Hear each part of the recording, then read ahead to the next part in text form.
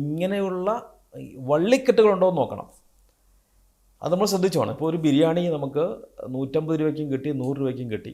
എന്നാലും ഈ 100 രൂപ കിട്ടുന്ന ബിരിയാണിക്കകത്ത് ചിലപ്പോൾ ചിക്കൻ പീസ് ഒന്നേ കാണുള്ളൂ, അതിൻ്റെ വലിപ്പം കുറവായിരിക്കും, മുട്ട ഉണ്ടാവില്ല, മുന്തിരി ഉണ്ടാവില്ല, ഇതൊക്കെ ഉണ്ടാവും.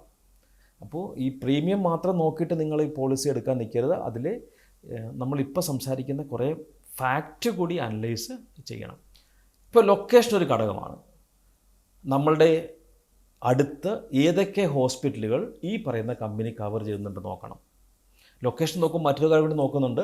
നമ്മളിപ്പോൾ മെട്രോ സിറ്റീസിലാണെങ്കിൽ അവിടുത്തെ ഹോസ്പിറ്റലിലേക്ക് ചികിത്സാ ചിലവ് കൂടുതലായതുകൊണ്ട് തന്നെ ചിലപ്പോൾ അവിടുത്തെ ഇൻഷുറൻസിൻ്റെ പ്രീമിയം ആ ലൊക്കേഷൻ അനുസരിച്ച് വ്യത്യാസം വരാൻ ചാൻസ് ഉണ്ട്. പിന്നെ കസ്റ്റമൈസ് ചെയ്ത് എടുക്കാൻ നോക്കണം. കാരണം ചില ക്രിട്ടിക്കൽ ഇൽനെസ്സിനൊക്കെ നമുക്ക് പോളിസികളെ കസ്റ്റമൈസ് ചെയ്യാൻ പറ്റും. നിങ്ങൾ വെറുതെ കയറി ഒരു പോളിസി എടുക്കാനായിട്ട് നിൽക്കരുത്.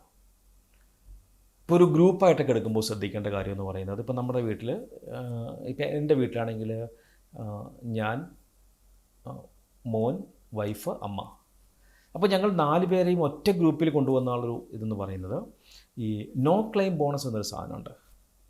അപ്പോൾ നമുക്കറിയാം, നമുക്ക് പ്രായമുള്ള ആൾക്കാർക്ക് പെട്ടെന്ന് തന്നെ ഹോസ്പിറ്റലൈസ്ഡ് ആവാനുള്ള ചാൻസൊക്കെ കൂടുതലായിരിക്കും അല്ലേ. അപ്പോൾ ആരെങ്കിലും ഒരാൾ ഹോസ്പിറ്റലൈസ്ഡ് ആയിട്ടുണ്ടെങ്കിൽ പിന്നെ നമുക്ക് അടുത്ത വർഷം നമ്മൾ ഇത് വീണ്ടും റിന്യൂ ചെയ്യുമ്പോൾ നമുക്ക് ഈ നോ ക്ലെയിം ബോണസ് കിട്ടില്ല.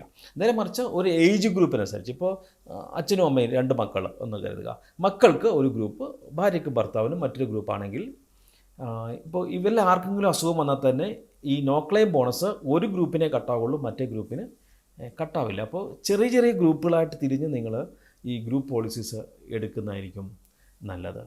ഇനി ക്യാഷ്ലെസ് അല്ലെങ്കിൽ റീഇംബേഴ്സ്മെൻറ്റ് ഇത് നോക്കണം.